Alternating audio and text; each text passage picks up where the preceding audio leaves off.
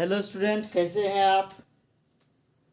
पिछले क्लास में हम लोग पढ़ रहे थे इंड्यूस्ड कैटलिस्ट के बारे में, प्रेरित उत्प्रेरण के बारे में। प्रेरित उत्प्रेरण के बारे में क्या बताए थे कि जब एक रासायनिक अभिक्रिया किसी दूसरे रासायनिक अभिक्रिया की दर को बढ़ा देता है तो प्रेरित उत्प्रेरण कहलाता है। जैसे ऑक्जेलिक एसिड द्वारा HgCl2 का Hg2Cl2 में अवकरण धीरे धीरे होता है, लेकिन केमेनोफोर का अवकरण काफ़ी तेजी से होता है, और केमेनोफोर की उपस्थिति में HgCl2 की ऑक्जेलिक एसिड से अवकरण कराने पर केमेनोफोर तथा HgCl2 दोनों अवकृत हो जाता है। यहाँ केमेनोफोर की अवकरण अभिक्रिया HgCl2 की अभिक्रिया को प्रेरित करता है।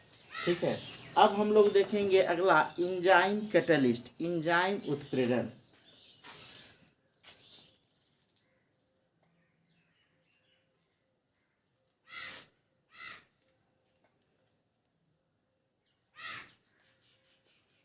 प्रभु, देखेंगे इंजाइम कैटालाइसिस। ध्यान दीजिए, इंजाइम कैटालाइसिस काफ़ी महत्वपूर्ण है। ये हम बताए थे पिछले क्लास में। इसका पूरे का पूरे हमारे दैनिक जीवन में इसका सबसे ज़्यादा उपयोग होता है। इंजाइम कैटलिस्ट, इंजाइम उत्प्रेरण या इंजाइम कैटालाइसिस क्या है, इंजाइम उत्प्रेरण क्या है। तो कहता है कि यह एक नाइट्रोजीनस प्रोटीन होता है। इंजाइम क्या होता है, एक नाइट्रोजीनस प्रोटीन होता है जिसे कि अल्प मात्रा, बहुत कम मात्रा ही किसी अभिक्रिया को उत्प्रेरित करने के लिए क्या होता है, पर्याप्त होता है। कहता है इंजाइम एक उच्च आणविक द्रव्यमान, इंजाइम एक उच्च आणविक द्रव्यमान, इंजाइम एक उच्च आणविक द्रव्यमान एवं जटिल संरचना युक्त नाइट्रोजीनस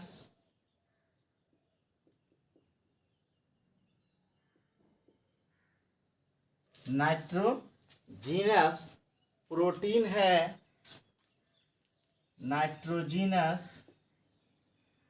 प्रोटीन है जो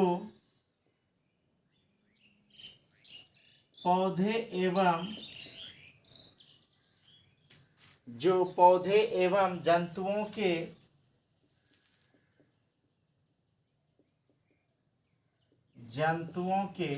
जीवित कोशिका में पाया जाता है, या जीवित कोशिका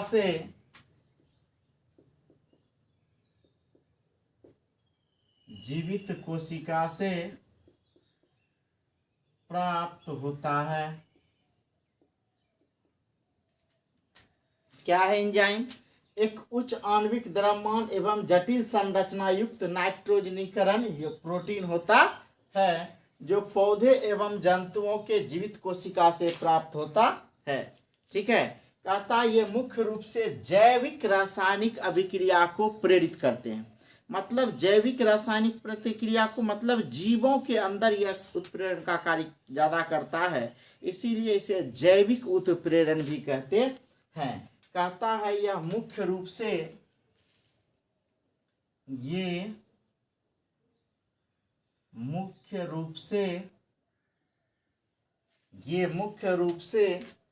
जैव रासायनिक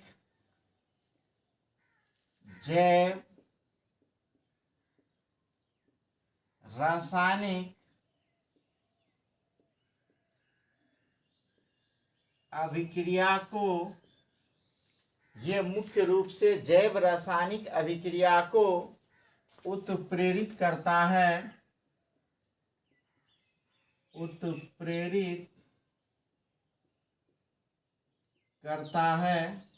ये मुख्य रूप से जैव रासायनिक अभिक्रिया को उत्प्रेरित करता है। अतः इसे जैविक उत्प्रेरण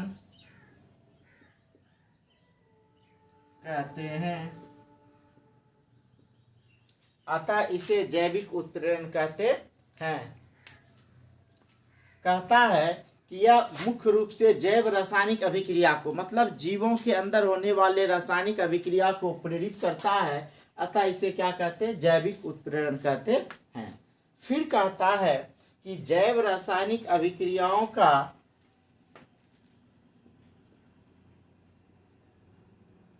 जैव रासायनिक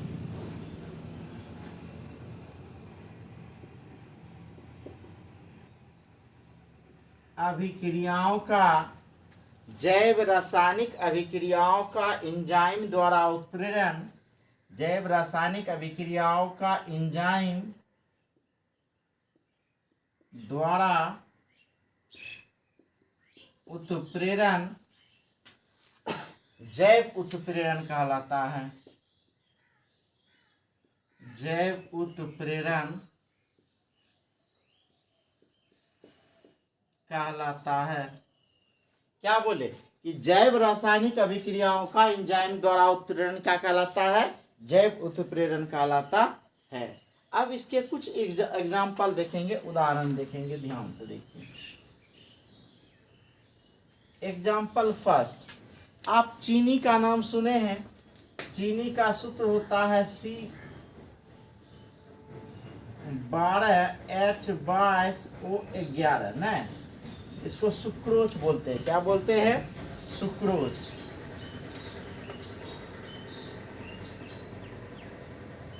सुक्रोज यह जल के साथ, मतलब जल टूटता मुख्य रूप से यही है, लेकिन जल इसको हेल्प करता है टूटने में, और इन्वर्टेड एंजाइम के साथ ये टूटता है।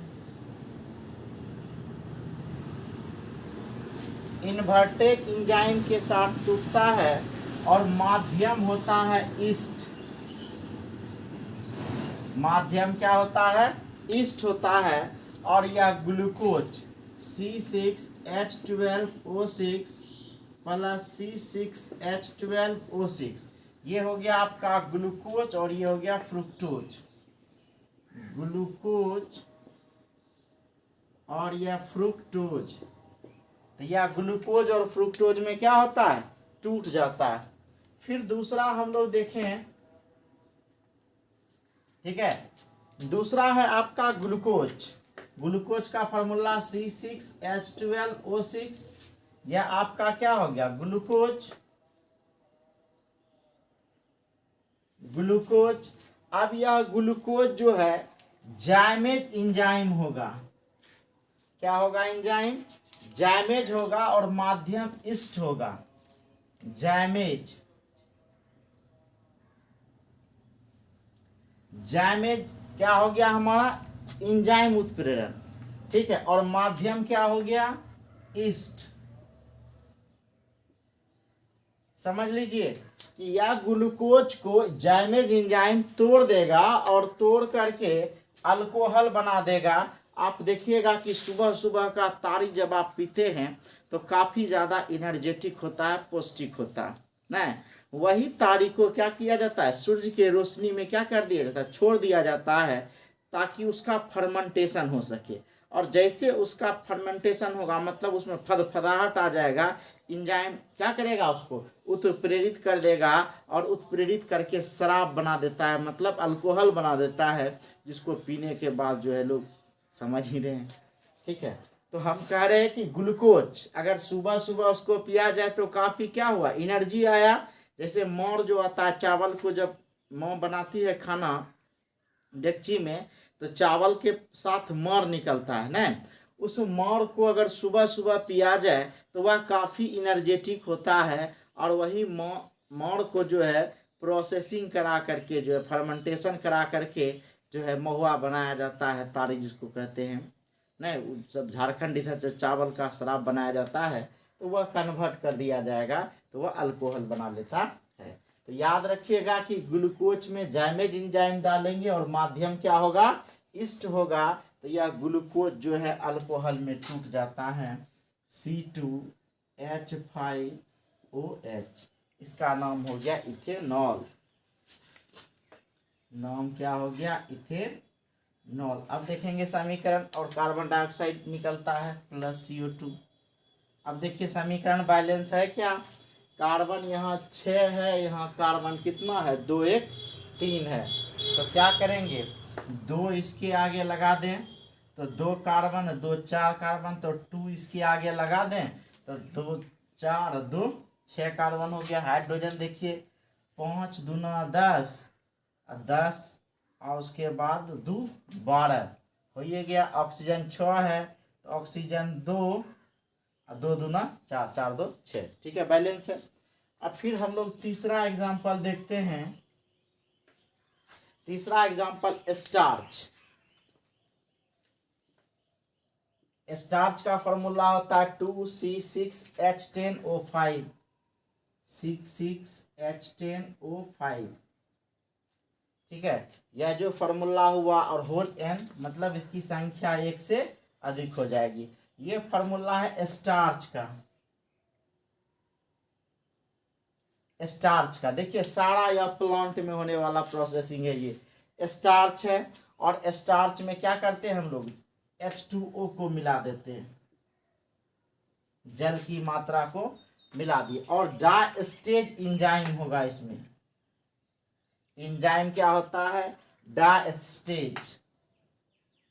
डायस्टेज या एंजाइम जैसे डाले तब यह माल्टोज में बदल जाता है। C12 H22O11, ठीक है। और यह द्रव अवस्था में आ जाता है, मतलब एक्वस। ये तो इसे भी एक्वस आ जाएगा, चलिए इसको लिखते हैं माल्टोज। माल्टोज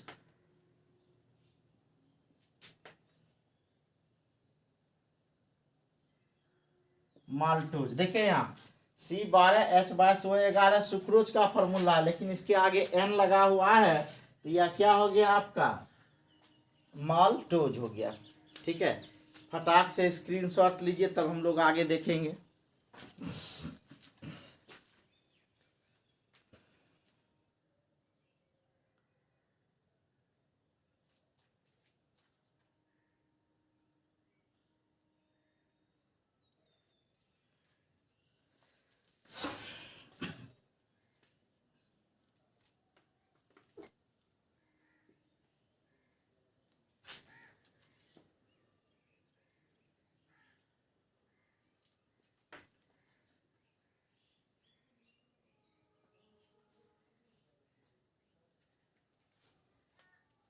फिर कहता है सुक्रोज, चौथा एग्जांपल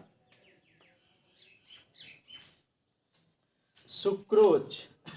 सुक्रोज का फॉर्मूला C12H22O11। यह आपका क्या हो गया, सुक्रोज। सुक्रोज हो गया। फिर इसमें जो उत्प्रेरक होगा एंजाइम वह माल्टोज होगा। माल्टोज होगा और माध्यम होगा ईस्ट, ठीक है। क्या होगा माध्यम, ईस्ट। ईस्ट जैसे ही यह होगा तब यह ग्लूकोज में टूट जाएगा, 2C6H12O6। यह किस में टूट गया सर, ग्लूकोज में। और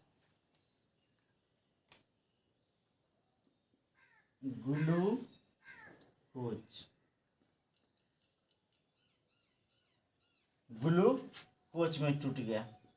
अब ध्यान दीजिए सर कि यहाँ C6H12O6 है अब यहाँ कार्बन 12 है तो आगे में हम 2 लगा दिए।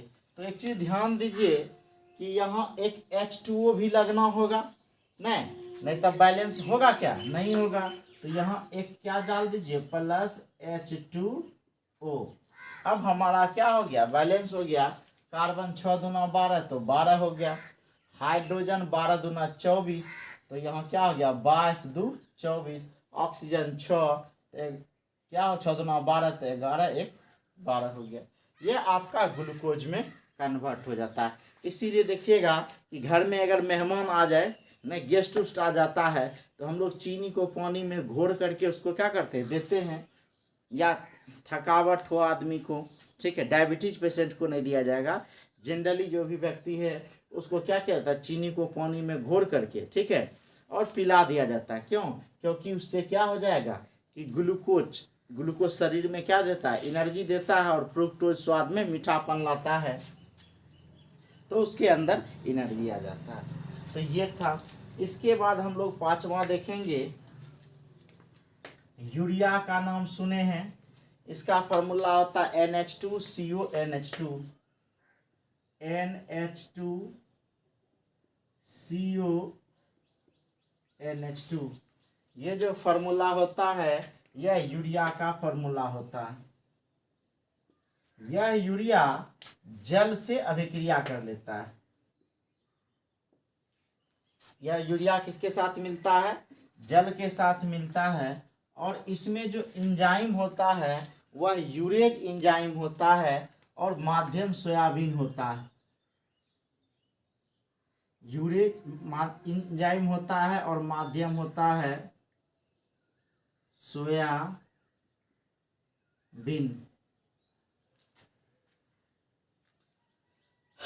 सोयाबीन।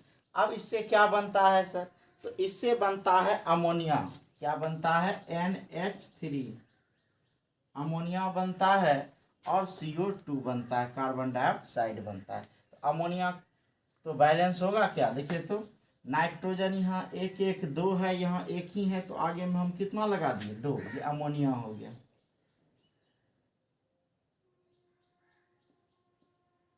हाइड्रोजन 3 दूना 6, हाइड्रोजन 2 2 4 2 6, कार्बन 1 ऑक्सीजन 2, ठीक है, बैलेंस है।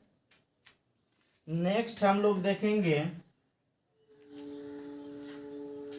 छठा में है सुक्रोज। तो सुक्रोज का फिर से फॉर्मूला हो गया C12H22O11। तो जल तो रहेगा ही सर, नहीं तो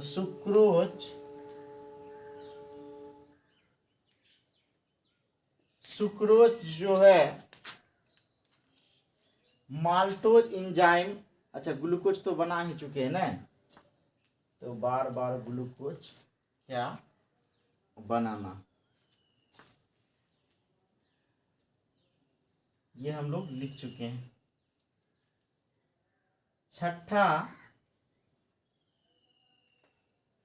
पेप्सिन एक एंजाइम होता है, सॉरी पेप्सिन जो है,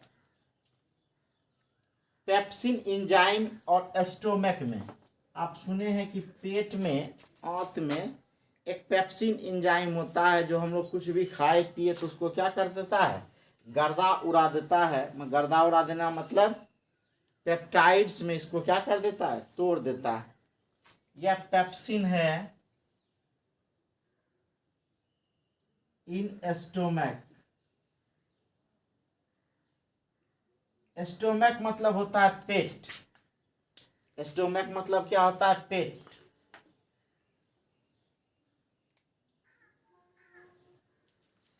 पेप्सिन इन स्टोमक, और यह जो बना देता है आपका पेप्टाइड्स।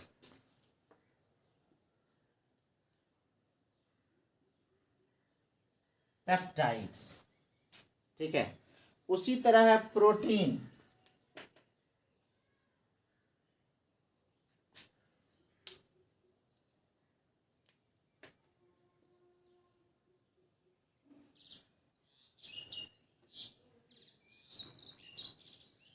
प्रोटीन है, और यह प्रोटीन क्या करता है, ट्रैप्सिन,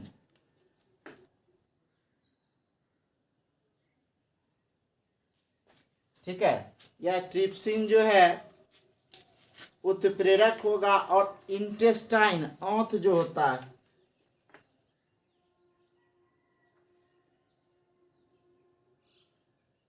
इंटेस्टाइन आंत में होता है, और यह जो बनाता है एमिनो एसिड बनाता है, एमिनो एसिड बनाता है। फटाक से स्क्रीनशॉट लीजिए।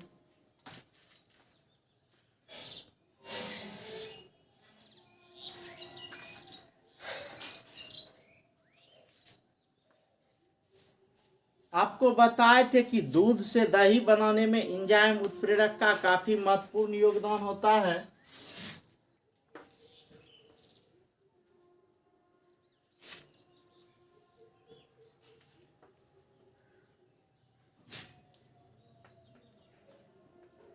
तो अब हम लोग एक देखते हैं दूध।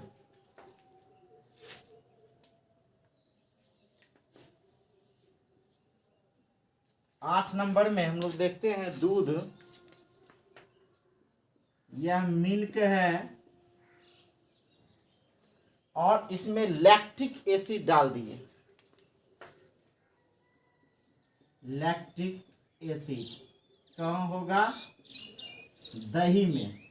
थोड़ा सा जोरन हम लोग डालते हैं तो दूध से किस में बदल जाता है? दही में।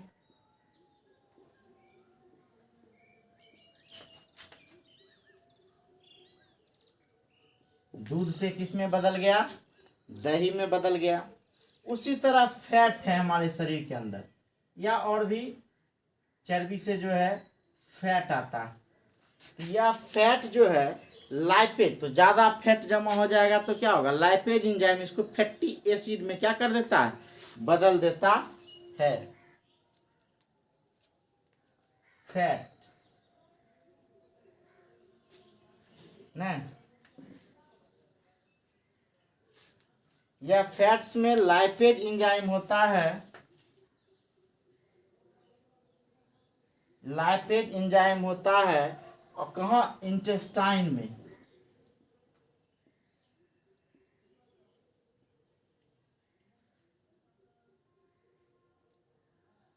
इंटेस्टाइन मतलब होता है आंत, ठीक है। तो यह फैट्स बदल देता है फैटी एसिड में। फैटी एसिड में प्लस ग्लिसरॉल में, ठीक है। तो ये हमारा था एंजाइम कैटालाइसिस।